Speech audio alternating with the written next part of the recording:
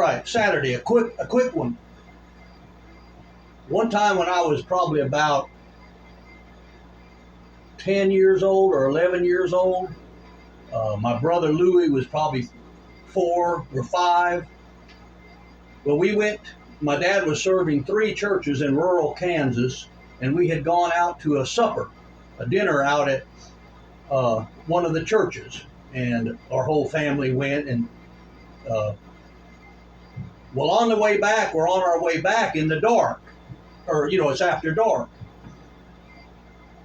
Well, the moon was on my side of the car.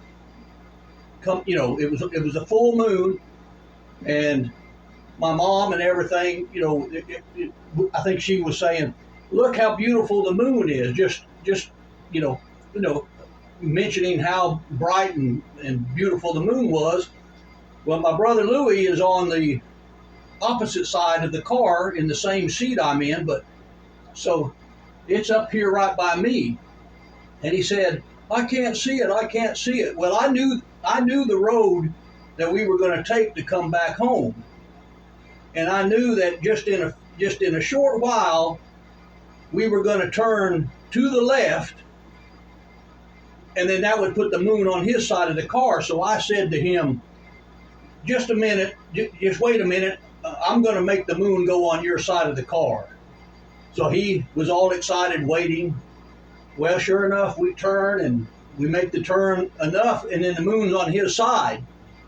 And he said, "Oh yeah, look at the moon! Look at the moon! Look at the moon!" Well, I knew in about 1 more mile we were going to turn back and get on the highway.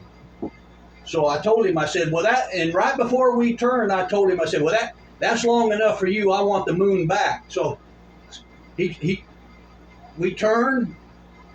Moon comes on my side. Well, he starts crying, and he's crying because the moon's on my side of the car. Well, my mom kept fussing at him about the crying about the moon, but she never realized, I guess, what I was doing to him. Well, that's a funny story, but the thing is, you don't really control where the moon is. I mean, you can control where the car goes, but you don't control where the moon is.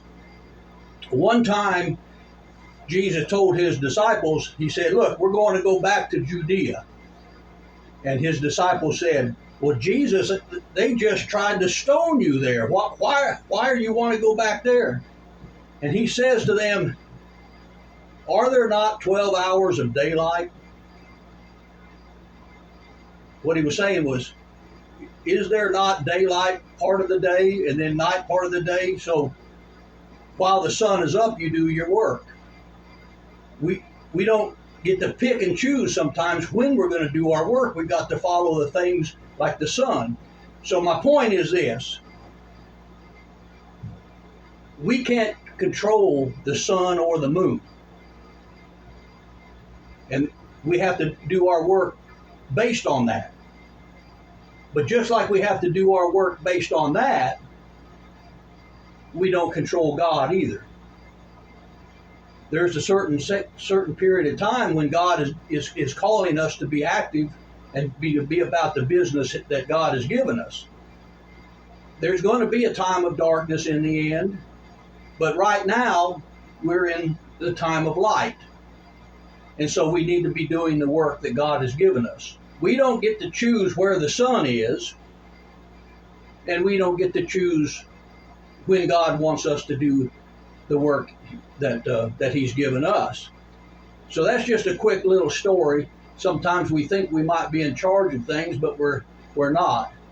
So I hope that you're not putting off things that God wants you to do because you think you'll just do them whenever you get around to them. You can't tell the sun what to do, you can't tell the moon what to do, and you can't tell God what to do. I'll see you in church Sunday.